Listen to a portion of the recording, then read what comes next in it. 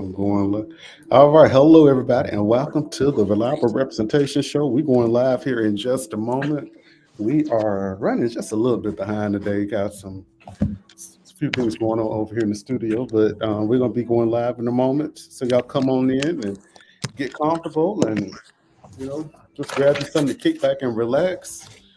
And Ms. Bowman, we got a brick wall a little bit behind. What you over there remodeling? The church. You know what? I'm enjoying my day away from you. That's what I'm doing now. You enjoy your day. All right, let's see. We got people coming on here. Y'all come on in here. We're going to be going live in just a moment here. We're just trying to get some things situated over here at the station today. And she's going to kick us off in a moment. I think this is it right here. We changing up a little bit tonight, y'all. What's the new song? All right, now. In Capital City. It is time now to go live. Go ahead on, Lady Cherie. District 66. And we got the boom. They don't know nothing about Lady Cherie. I'm not even one of them WMBR for the next solid hour. Keep it right here. Representative Fabian Nelson on one of them television. Yes, we are.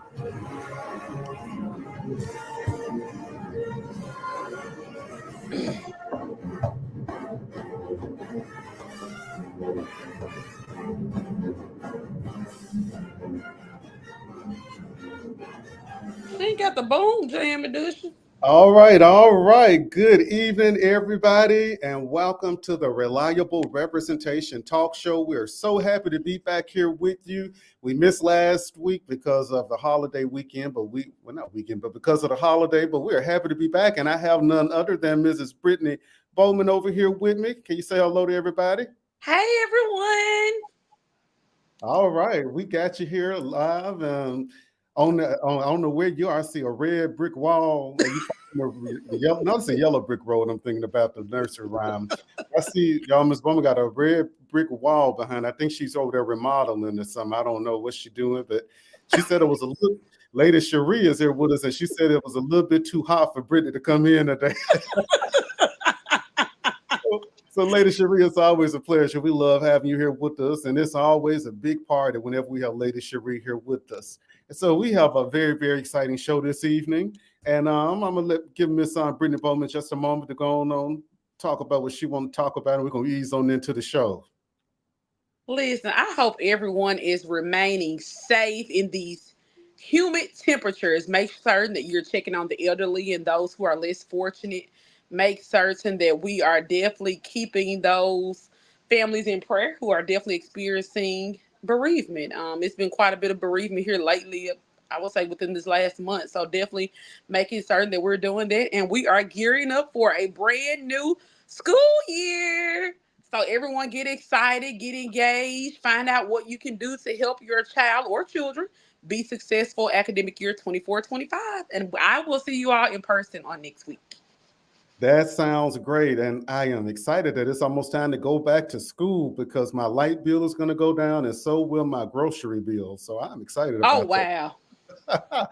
And look, Lady Cherie came around here. See, handyman got to be more hands-on like Lady Cherie. She came around and adjusted everything to make sure they can hear us loud and clear. So we always appreciate you, Lady Cherie. And I want to send a very special hello to Mrs. Darlene Wilson, who is tuning in all the way from Utica, Mississippi. Miss Wilson, thank you so much for tuning in and checking us out here on the Reliable Representation Talk Show. All right, so are you ready to dig on into it, Miss Bowman? Let's go. I got a whole agenda. Let's see if we can make it work. Oh, God, here he goes, you all. Hey, y'all, I may have to ease. All right, hey there, Miss Pamela Shields. How you doing? Thank you so much for tuning in all the way from Byram, Mississippi. Hey, Miss Shields.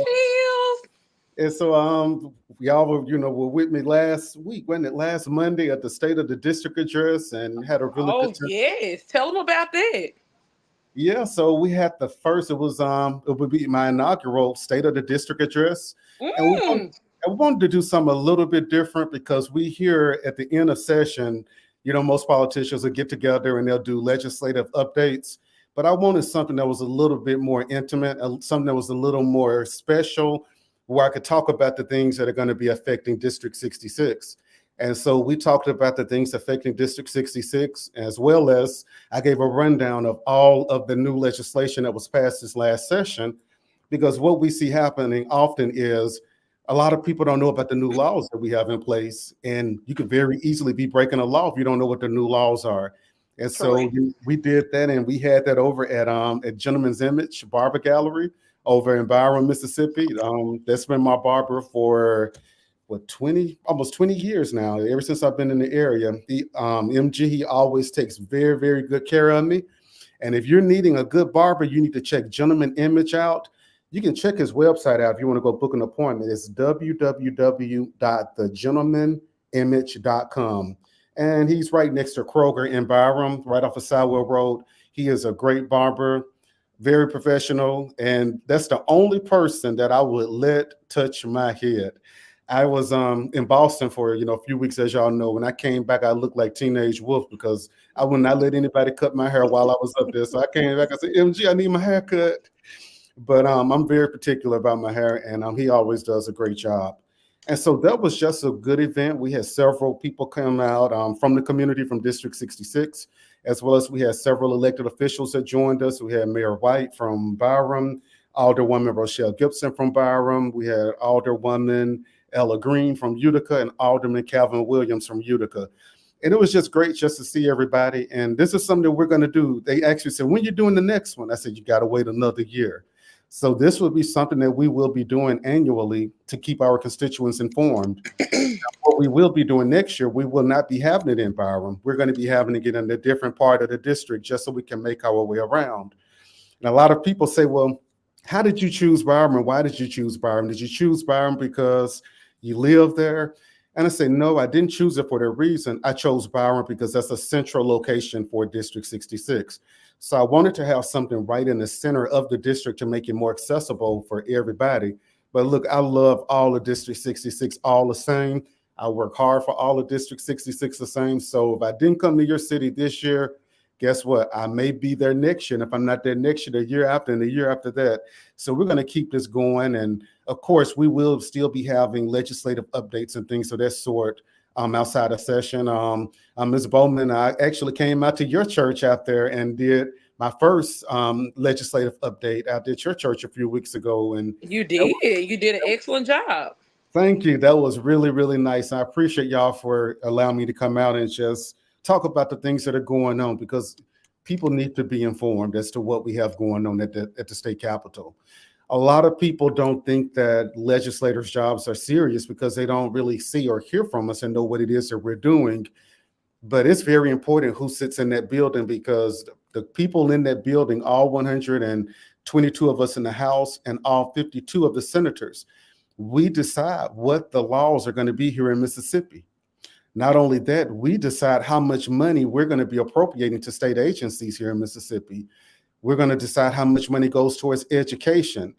So while a lot of people don't see the work that we do, because when it comes down to paving a street, of course, we can't get out there and pave the street, but we can't appropriate the funding to the city or county to get it done. So since people don't really see that, and a lot of legislators are not really informing and advising their constituents, people think we just go sit up there in chairs and, roll Parlay. around. Yeah, that's right. They think we just go up there and parlay, but it's not. It's so much more to it than that. I think we passed a $2.8 billion state fund budget this year. So we're dealing with a whole lot of money up there at the state capitol, as well as legislation, as well as laws. And just kind of want to talk about something real quick. Ms. Bowman, remember I sent you the article a little while ago about Mississippi Department of Child Protection Services? Yes, you made me feel so bad. Yeah, so just so everybody, that y'all will probably see this. It'll be on the news. I think it was on WJT. What channel was that from? WLBT. I'm sorry, it was on WLBT. But they did a story on Mississippi Department of Child Protection Services today, and they basically talked to someone there, and they were talking about how bad we need foster parents here in Mississippi. Right now, we have hundreds of children that are in need of a placement. They're in need of a home to go to. Now, Ms. Bowman, I want you to ask me what happens when there's not a foster home available for these kids. So I'm not going to ask you that direct question. What I am going to ask is this. When there are thousands of children that are without homes, how do we as a community step in, or what laws have been legislated, or what funds will be delegated toward assisting this? Because this is very, very, very, very sad that we have families or children who are displaced from their families who have nowhere to go.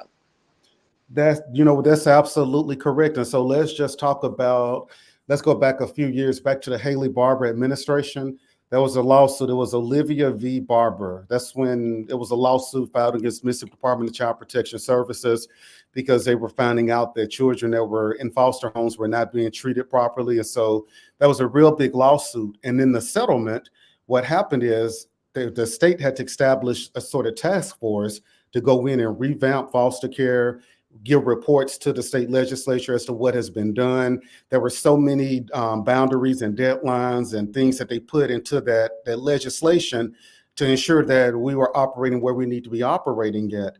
And what I can say is we're not. I'm not going to say it hasn't improved since then because I'm not sure what was going on. But when I see the things that are going on around me, we really have to get some work done. Now, you asked, what can we do as a community?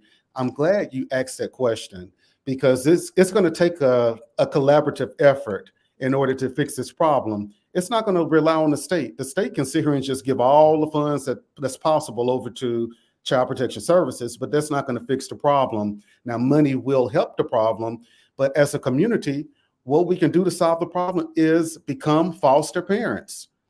We're in desperate need of foster homes right now. When these children don't have a placement or don't have a foster home to go to, these children have to go and live in hotels. And so they You said hotels? They go stay in hotels. They'll go and book hotel rooms, and they'll have the kids living in hotel rooms. And now what they do, they have like a sitter that'll check on them. So they're not just turning them loose in a hotel, but they're in hotel rooms. And when you think about children that are isolated, no family, just in a hotel room, and then they pick them up and take them to school and they come back to a hotel room. And so that's not the type of environment that children need to be in. Children need some sort of a family structure. They need just the genuine love that a home can provide. And so that's what we have going on. So in order to improve the situation, we need to figure out how we can get more foster homes. How can we get more foster parents and get more people involved, in becoming foster parents? Now, let's talk about some of the reasons a lot of people, say that they don't want to, become foster parents. One of the reasons being people say that, the state does not give enough money, to take care of a child that's in foster care. Well, the way the payments for foster care works is it's based upon the age of the child, with the smallest payment being, I want to say, about $765 a month. So it's based upon age, and I don't have the groups, but each age is different tiers that give you certain amounts of money. And so some people are arguing that that's not enough to take care of a child. But what I will say is I'm going to debunk that, and I'm going to dispute that. Because when you have a foster child, only thing that you're responsible for doing is providing food and shelter. And so the $765 to feed one child a month, that should be more than enough to feed one child a month. Now, you're not going to be able to eat lobster and crab legs and shrimp and steak. I mean, I'm just keeping it real. I mean, it's expensive. You're not going to be able to eat out. You have 4 children. And so I learned how to become a parent. I learned how to clip coupons. I learned how to get those Church's coupons at the Clarion Ledger newspaper or Popeye's coupons. And oh yeah, you're a great bargain shopper. I won't take that away from you. And so you just have to learn how to make it work.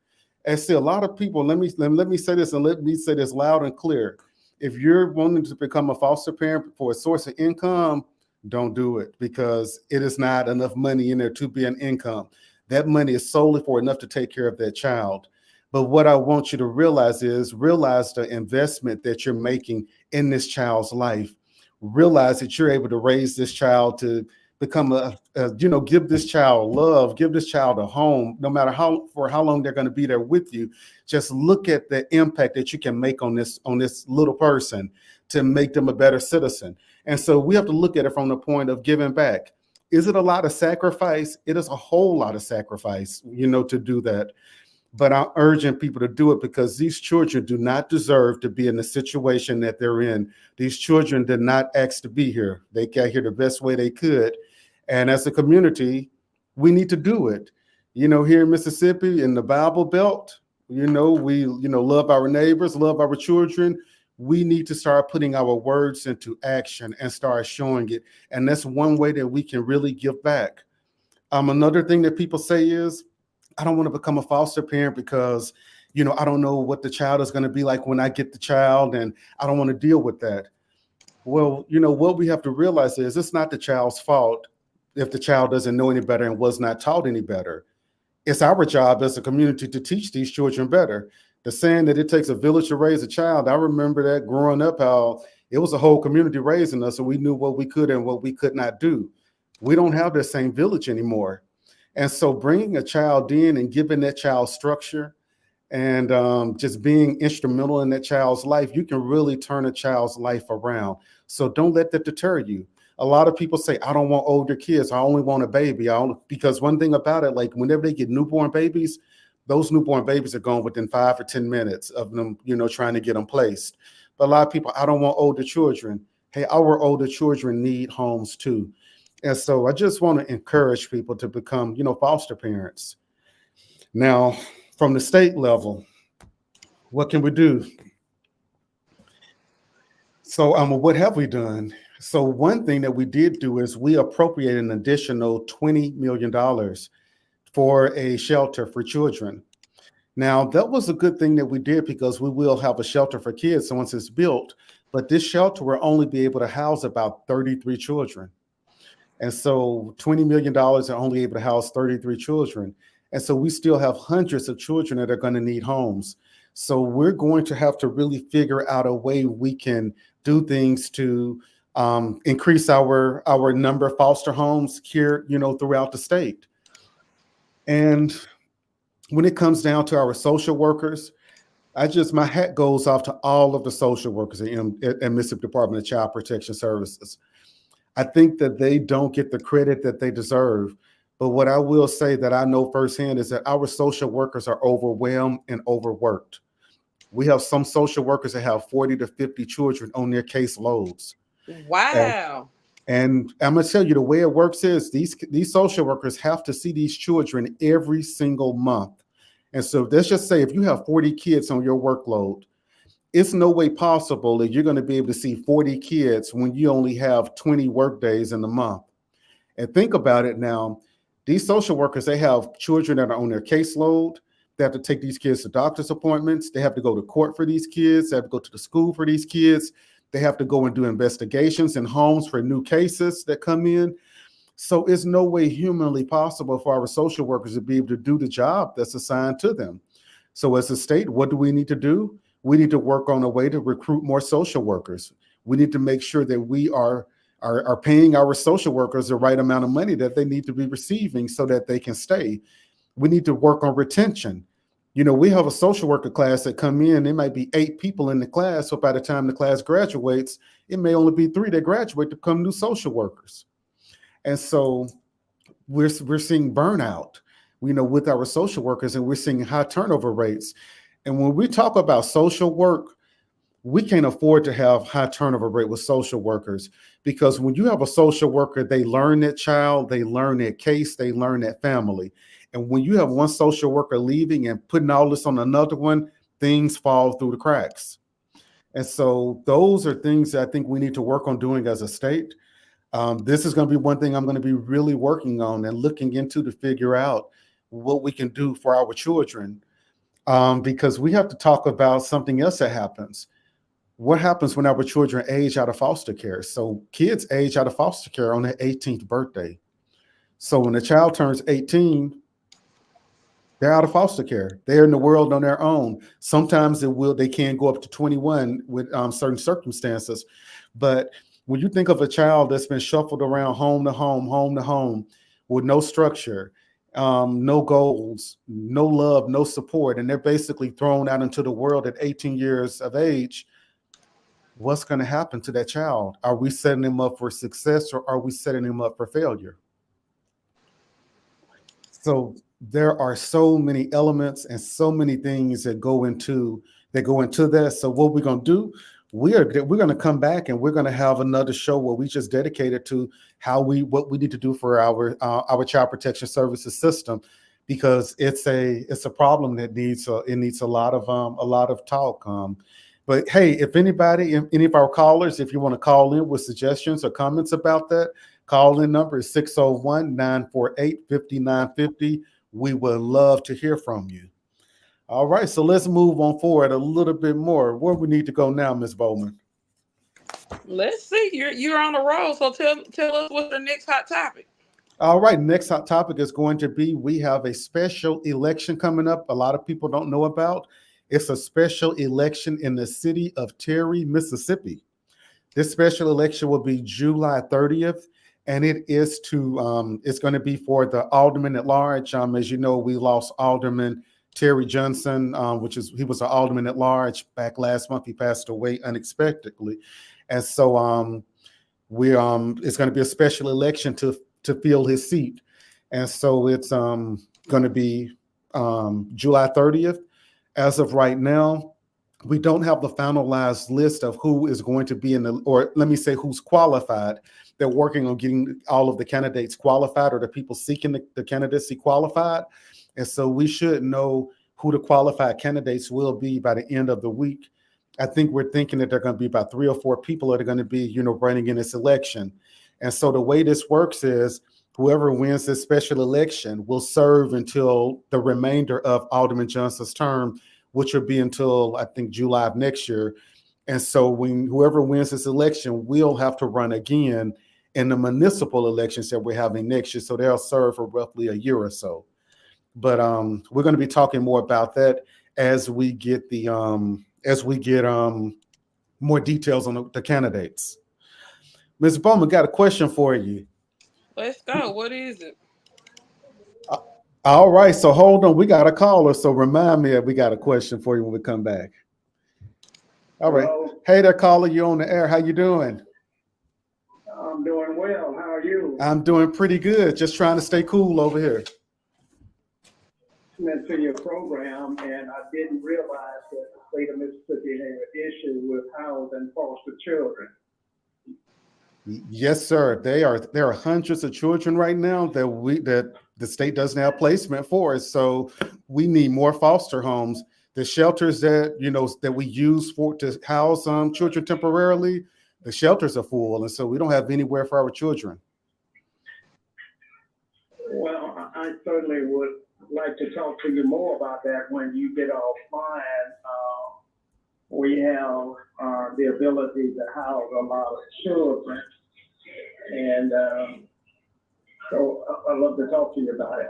What I'm going to do is, I have your number on caller ID. When I get off the air, I'm going to give you a call and we're going to talk about it. I thank you. I appreciate you so much for calling. This is what we need, right? This is what we talk about the community stepping up. So I'm going to give you a call and see what we can do. Thank you so much for bringing the information to us. No problem. Thank you so much. All right. Bye-bye. All right. Goodbye. All right. Great. Let's tag team that, because we might can do a duo project where Francis Jackson can step in with that caller who's wanting to assist. Of course, Francis Jackson can't place anyone. We have resources and networking that may assist. So that's definitely a great project. That's it. Look, we got another caller. Let's see. Hold on one second. All right. Hi there, caller. You on the air. How you doing? Yes, I'm listening to what y'all were saying about the kids in foster care. And they didn't know where to go. And I just want to say that that shouldn't be like that. I mean, we should have Job Corps available from the age of 16 to 24. And then from Job Corps, they should be able to get a skill and go to the military from there. So we need to be able to make sure we got Job Corps available and all kind of resources out of Job Corps, skills and trades for those kids. They come out of foster care where they can better themselves and make a good living for themselves. Yes, sir. You're absolutely right. And I'm going to talk a little bit about that. I'm glad you brought it up. I'm going to talk a little bit about that when we get off the phone as well. But you're absolutely right. Okay. Thank you so much for your call. Yes, sir. All right. We just got two very good calls. Ms. Bowman, go on with your statement real quick. No, sir, I made my statement. I said that's a great collaborative project. So maybe with the first caller, since he's offered resources, maybe we can schedule a lunch, dinner, Zoom somewhere, and we can kind of outline some objectives to assist those, well, the children as well as Mississippi Department of Human Services. And the next caller, he brought out a great point as well that I think you could elaborate on. Yeah, most definitely. And so for the last caller, what happens is through Mississippi Department of Child Protection Services, they have a special division that's called independent living. Independent living is supposed, I think when the child reaches the age of 14 and they're in foster care, it's either 14 or 15. What independent living is supposed to do is start pulling these children in and kind of start teaching them how to be independent. Try, they take them to get their state ID, get their driver's license. Supposed to be talking about colleges, taking them on college tours. Supposed to be helping them locate a part-time job if that's what they want. So now that's what independent living is supposed to do, and that's on paper what independent living says it does, but it's not happening here in Mississippi. It's not happening here in Mississippi the way that it should, because guess what? That department is grossly understaffed. I just met the independent living. I think one of them, I think they maybe have one that covers the entire state of Mississippi. And so it's good on paper, but we need to make sure that we have the proper people in place to get the job done. Because if you have a child that's coming out 18 years old, graduate from high school, they don't have a skill. They can't go out and get an apartment on their own because they can't get a job. They don't have anybody to co-sign for them to get a job, to get an apartment. What is going to happen to this child? So I like what the caller said. We need to make sure that before these kids leave foster care, that they have everything that it is they need. If they have to stay there until they're 25, 26 years old, we need to make sure they have every single thing that they need because children that are coming to foster care, we have to realize a lot of these children could have missed 8 to 10 years of their life, because of the situations they came from. They're not on the same playing field as a child that grew up in a structured environment their entire lives. And so we may have an 18-year-old coming out of foster care that's legally old enough to be on their own, but they may have the maturity of a 10-year-old because they have not learned the life skills and things that they need to learn. So that was a very good point that the caller brought out to us. All right. And so we're going to move on just a little bit. Once again, call in number 601-948-5950. We love to hear from you. And so, Ms. Bowman, I want to ask you a question. Did you see those very nice balloons that we had at the State of the District? Those things were beautiful. Who did those? So that's my really good friend. Her name is Makiba, but I call her the balloon lady because she's all over. She can work magic with balloons. If anybody's having an event and you need some balloon arches, balloon designs, make sure you call her. Let me give you her phone number. Y'all get your pen and paper. If you're having a party, class reunion, wedding, whatever it is, if you need some nice balloons, give my friend Makiba, the balloon lady, a phone call. Her phone number is 601-201-9359. Look, I didn't know I liked balloons as much as I did until she started doing balloon things, for me. And she's just a wonderful person, a great person. I'm just, blessed to be surrounded by so many great people. She make it look so easy, don't she? She did a phenomenal job, and when she started taking them, like, oh, is that easy? I'm thinking it's just super hard because every detail was perfect. Yes, and she also teaches classes. Like she has a class. I'm not sure how much her class is, but she offers classes for people that want to learn how to do balloons. And so y'all give her a call if you want to learn how to do balloons. All right. We got another caller. Hang on line 2. Hey there, caller. You're on the air. How you doing today, my brother? I'm doing great. How you doing? I'm doing well. I got worried about the conversation that y'all having today on the radio, and I'm just a concerned brother and I thought maybe I could say something that may encourage somebody, or somebody may want to help somebody to help the children. But a friend of mine lost 3 of his kids in the system, and I tried to help them financially. I tried to keep the kids, and I tried to support them because, you know, I'm an associate pastor, so I was trying to help them. But what really left me devastated is that the system took the kids from the brother, you know, and he was willing to do the best he can. I don't know all the ins and outs of it, but I know that the system is taking these kids and then put them in the system and knowing that they can't replace what the father and mother can do. And so we got to get to the root of stopping the system from taking the kids and separating from, because somebody had that child. You know, we know certain things happen, and you know, we need the program, but I'm just saying, there's another program that's going on that just designed to put the black man in the position that they in custody, away from their family, because nobody's gonna raise you like your 2 parents. Now, with that said and done, you got my number. Give me a call right now. I'm in Washington, D.C. But when I get back, I got a plan to make it happen. That's not, look, well, hold on. Don't hang up yet. I'm getting your number down here. Definitely. I definitely appreciate that. And you be careful up there. I'll be in D.C. in a few weeks, so you be careful up there. Well, you know, God gonna take care of all of us. He gonna take care of us down south, so we in the valley. We more closer to God than the man on the mountain. So we gonna be good, my brother. Yes, sir. That's what I'm talking about. I appreciate your call. I appreciate what y'all doing, and keep up the good work. Thank you so much. All right, have a blessed day. All right, you too. All right, so we definitely appreciate that call. And, you know, I do agree with the caller. You know, one thing that we need to do is, and he, you know, he made a very, thank you, caller, for that. You made a very good point, because I heard about this case from a friend. I don't know anything about it, but my friend was telling me about it. I have a friend, she used to be a foster parent, and she had, I think, it was a lady that had 4 children. And the lady fell on hard times and she was unable to pay her light bill. I think she may have lost her job and couldn't pay her light bill. And so what happened, you know, the state came in and took her children and put her children in foster care. And my friend, that's the foster parent, she asked the social worker, she said, wouldn't it be cheaper and more beneficial for the state to just help this mother get back on her feet, help her pay her light bill, and maybe give her some assistance with her bills until she gets a job, versus taking her kids away from her and, you know, putting them in the foster home?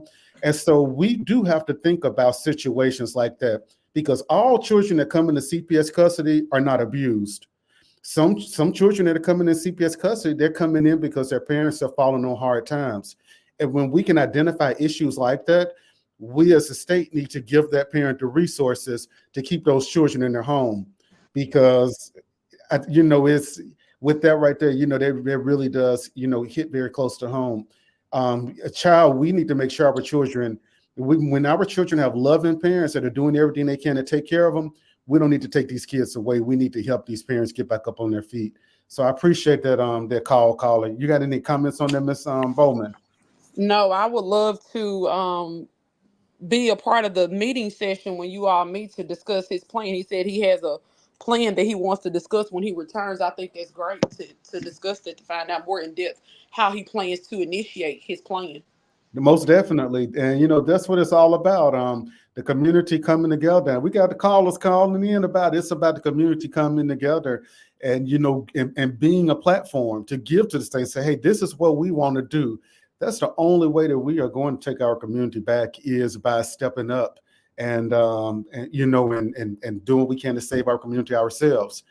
Ms. Bowman, I'm gonna be talking in a minute about some assistance to help people that had some storm damage back in April. So make sure y'all stay tuned. Okay. We have another program from the SBA that I'm going to be talking about, you know, due to the storms that came through, what was it, April 4th and 9th, I want to say. Mm-hmm. But yeah, we're going to touch on that a little bit later. Moving forward, what I want to say is promises made, promises kept. I want to talk a little bit about broadband expansion. This is, and as everybody knows, broadband expansion was one of my campaign platform issues, saying that we were going to do what we can to work to make sure that we could get broadband expanded. Well, guess what we have happening in District 66? What's going on in District 66? We have broadband expansion going on right now. What? We do. So we actually, the state of Mississippi got a $150 million grant from the Capital Projects Fund. And so out of that, we have about $17 million that's going to be coming to mostly in District 66 and other parts of Hinds County. So with this money, it's going to be expanding broadband in 4,915 additional homes. So this is almost 5,000 more people are going to have access to broadband. And I'm going to tell you, I got an email from one of my constituents today. He was talking about another issue that he has going on. And he said, thank you. We appreciate your work in getting broadband out here in the district. You don't know how much that means to us. And so I'm excited about that. And this has been something I have to give credit, because this credit to where credit is due. I didn't wave a magic wand and get this done. This has been something that's been in the work for several years, and been waiting on it to manifest and waiting on it to come. But what I did do is I started reaching out to the office, the Beam office, which is former Senator Sally Doty is over the Beam office. I've been reaching out in close communication with her office, saying, hey, we need broadband expansion done. Please consider these areas. Our constituents doing the speed test to prove that they did not have broadband access. And so all of those efforts are what helped us be able to get broadband expansion out in other parts of District 66. That's, like I said, it's about a $17 million investment that's coming for almost 5,000 homes. So we are very, very excited about that. Great. All right, now I want to touch on a very, very sore subject or sore topic, and something that that I've been talking about a lot. I think we got another caller, so we're gonna see if there's another caller before I get on this, because I might get on a tantrum. Hang on, we got a caller. Hey, caller, you on the air? Thank you so much. Yes, I was calling about that broadband. yes, ma'am. Thank you for taking my call. Is it any way with that broadband, the trees are so bad in terms of the signal that goes out to the home? Yes, ma'am.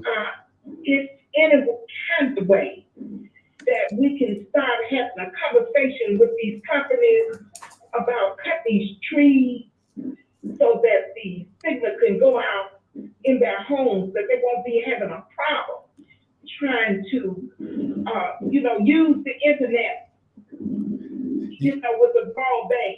Yes, ma'am. That's a great question, and I have a solution for you already.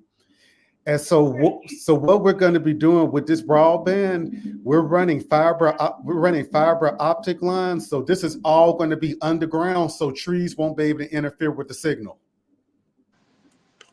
And we're having with our senior citizens, with these phones that AT&T, we're having problems with the cable running underground, where every time it rains, they can't use the services for more than 2 weeks to a month, and that they are listed under AT&T.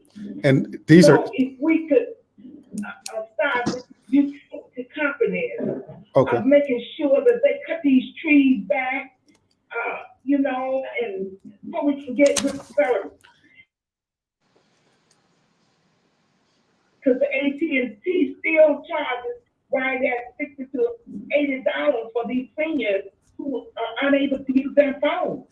That's a very good point. I'm going to reach out and see what can be done about this, because utility companies, they're supposed to keep trees off of the lines and things of that sort.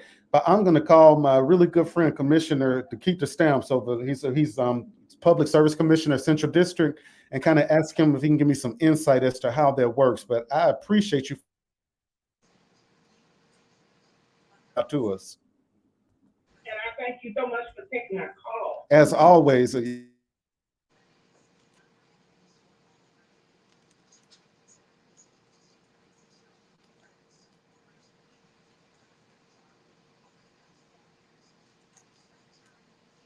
We got a very, very good call. Ms. Bowman, are you there with us? I like the internet. This, Yes, I'm here with you. I heard that call. That was a great call. yeah, so cutting the trees down so we have better service. So most definitely. All right, so I'm ready. I'm ready to go on my tantrum. Are you ready for it? Semi. Let's see what it is.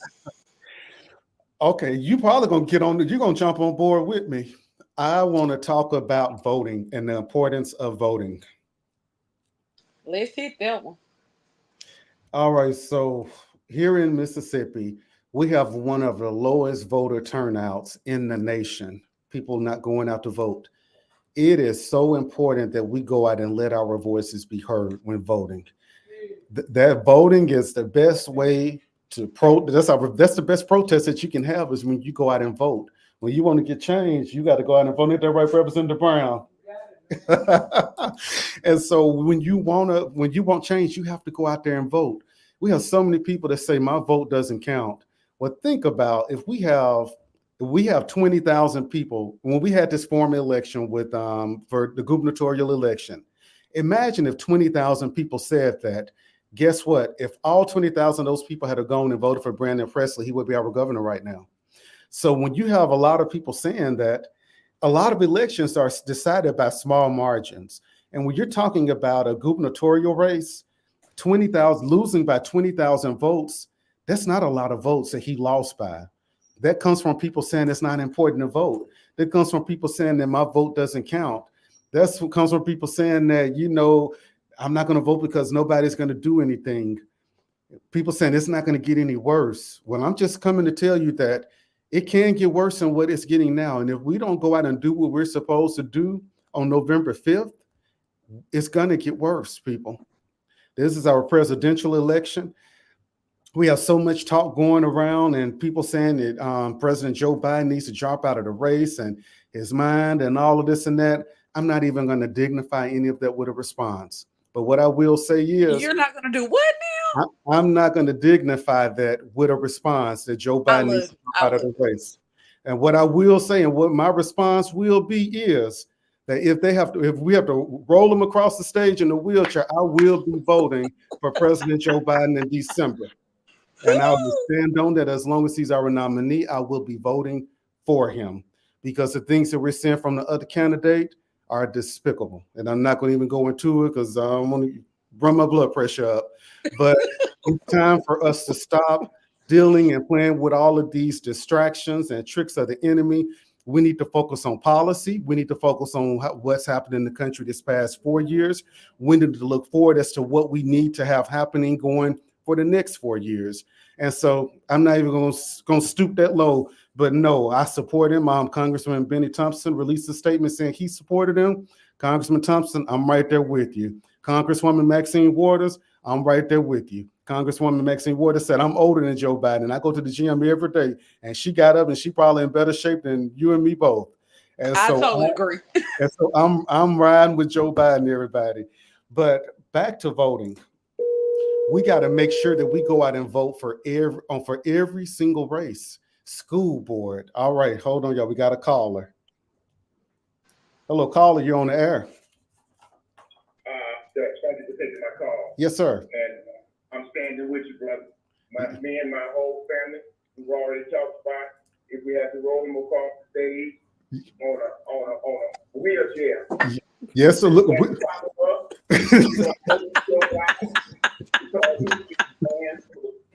black, white, orange, blue, whatever color it is, if he's a working human being and in this country as an American, he is for them.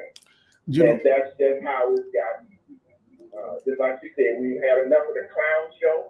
yes. And anybody that votes for the clown, you won't say it, I said it is a monkey themselves. Thank you so much. All right. So if anybody from President Biden team is listening, if y'all need somebody to help roll across the stage, you got 2 people right here. Well, you got 3 people right here because Ms. Bowman, you'll help us too. So we got 3 people right here in Mississippi that will help. But it's time out. Like I say, everybody, I'm happy to hear that other people are not indulging in that and just saying that, hey, we're not going to go that route or we're not going to be distracted because it's too much at stake right now, in this election. And we do have to realize, I mean, our president, yeah, he's an older gentleman. I mean, 81 years old. Of course, you're going to be a little slower to respond to some things than others, but he has so much experience, and we're rolling with Joe. The end of discussion. We're rolling with Joe. I think we okay. All right, we got 2 calls. Hold on. Hey, caller, you on the air? Good evening. Thank you all for taking my call. No problem. Thank you for calling in. Yes, I would like for the people to take a clear look at what's really going on with that presidency thing. It's not about Joe Biden being old. It's the fact that if he died in office, Kamala Harris become president. And them old white men, they do not want a woman to be president, let alone a black woman. That is a very good point, because if you notice in the news, that's what the news has been talking about. They've been blowing it up. Who's going to be his successor? If he gets out of the race, who's going to be the person that's going to be running? People, forget about that. We're not even going to go that route right now. Joe Biden's name is on the ballot. We're going to go and vote for him for president. Right. I go along with vote for Joe Biden. Yes, sir. Most But definitely. you look at the picture now, you got a man who molested women, raped women, lied every day of his life. They can't find fault with it. No problem. Yes, sir. And caller, and the thing is, what you're saying, this is not something that you heard from the street committee. I mean, these are things that came. I mean, he's been convicted on these things, so it's not like we're just pulling this out of the air or playing dirty political tricks like some people play. These are things that have been substantiated, by the court of law. And what I will tell you now, this is one thing that we always hear. We hear that, whenever we have our young black men going to jail, we hear, the justice system is fair. But as soon as the tables are turned and you're not, and it's somebody that you like that's being held to the same standard, then it's, he had a bad trial and it's corrupt and the judge and the jury, this and that. If it's good for our young black men, then why is it not good for a person that you like? Right. So Okay, well, thank you all for taking my call. Yes, sir. Our pleasure. Thank you for calling in. You have a good one. Yes, sir. All right. Have another caller. Hold on one second. All right, caller, you on the air? Well, thank you so much, and I'm going to be real brief. I've been out working real hard, and you will not believe how many people are not registered to vote. It just killed my spirit when I went out among the community and, well, ma'am, I'm going to go get registered. I just could not believe how many young black people are not registered. And I say, look, please go promise me, an elderly lady, that you're going to go and get registered so you can vote. Well, I'm not going to promise you that, but I am going to go get registered. I mean, it is a sad day in Mississippi. It really is. And the struggles. And the other thing, we got to wake up. We are asleep. They are saying Joe Biden this, Joe Biden that. We've been knowing Joe Biden had a stuttering problem since he was in high school. He couldn't hardly talk. Sure couldn't. We know this. Sure couldn't. You're And right. they do not want a black lady just in case something happens. That is the issue. Nobody's saying it. But we got to wake up. We are asleep in Mississippi when it comes to black people. We got to wake up. Don't care if he's in a wheelchair like Hoover and the other president back there were in a wheelchair. Franklin D. Roosevelt. Joe Biden, because that Project 2025 is going to wake you up. Yes, ma'am. Thank you so much. No problem. Thank you for calling in. Look, you make sure you stay hydrated out there in that sun. Thank you. Yes, ma'am. Thank you for calling in. All right. So our callers just made some very, very good points. And it is people, we have to wake up. We have to realize the struggle. If you don't want to vote for yourself, go out there and vote for your ancestors who wish they had the right to vote, but were not able to.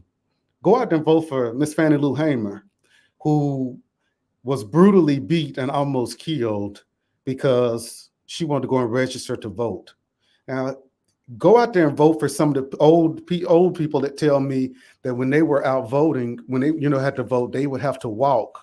They would literally have to walk 10 miles to go out and vote.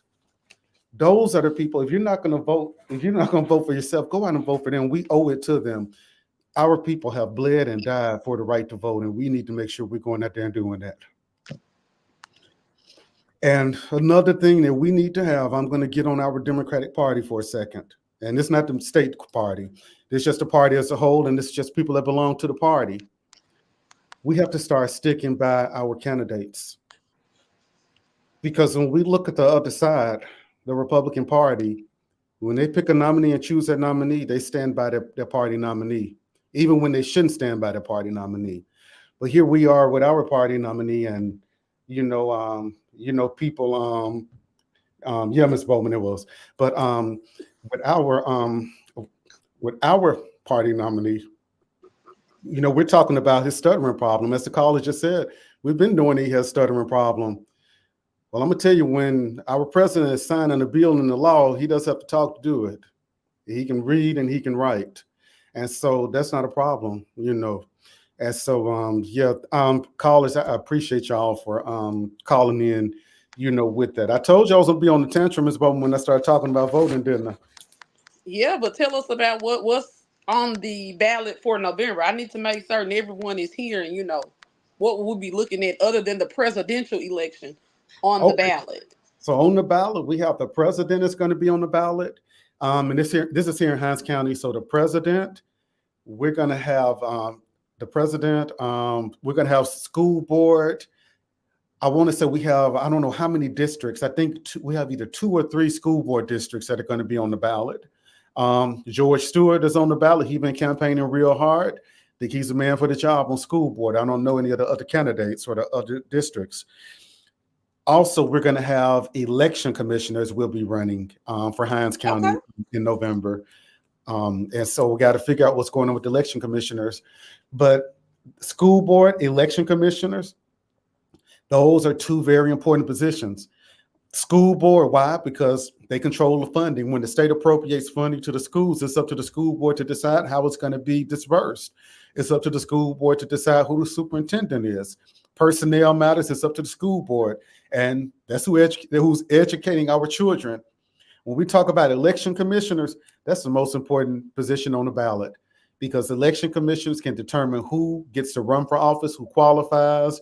When it comes down to absentee ballots and affidavit ballots, they determine, if they're going to honor those or not. So election commissions are very, very important, as well as making sure that the precincts have the proper supplies, make sure the voting machines are there. The election commissioners are very, very, very important. And I think we have maybe 2 that are going to be up for election. So make sure, you go out and vote for every single person that's on the ballot.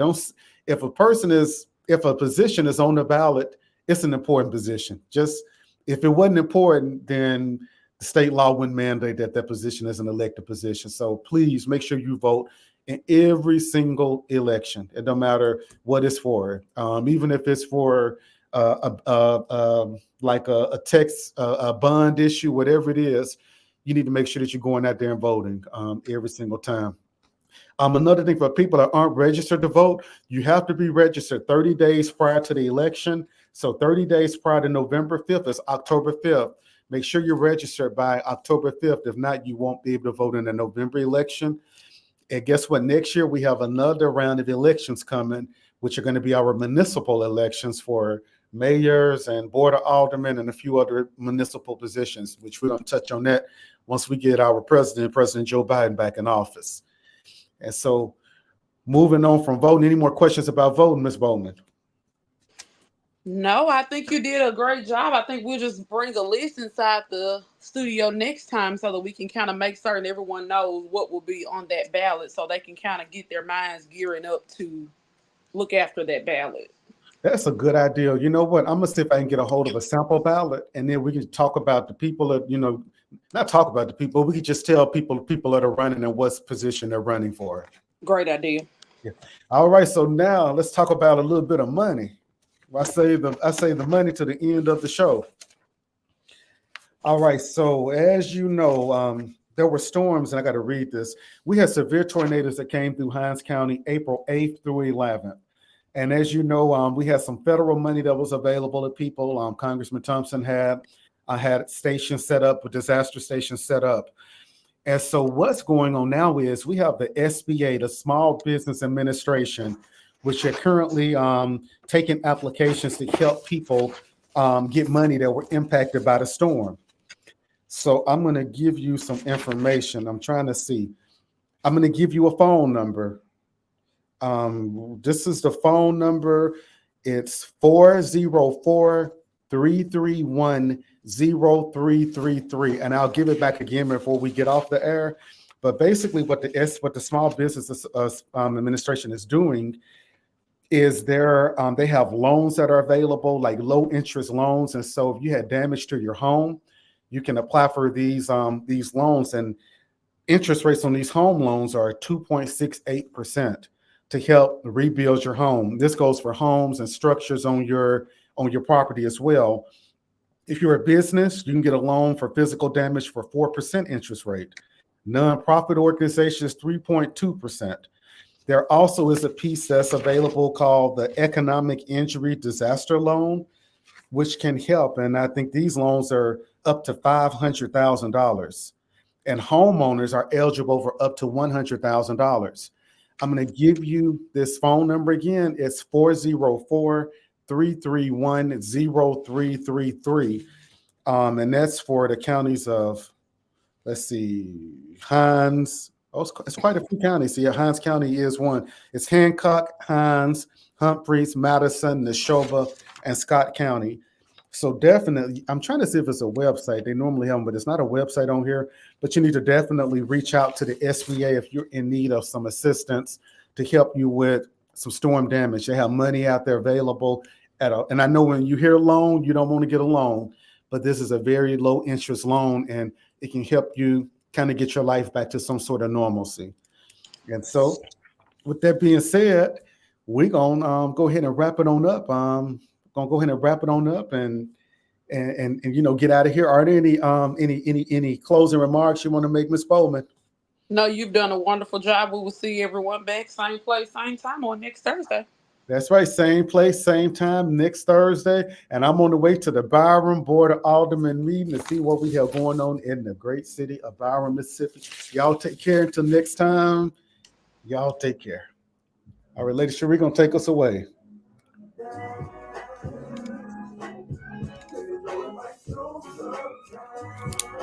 The more you play, better, harder.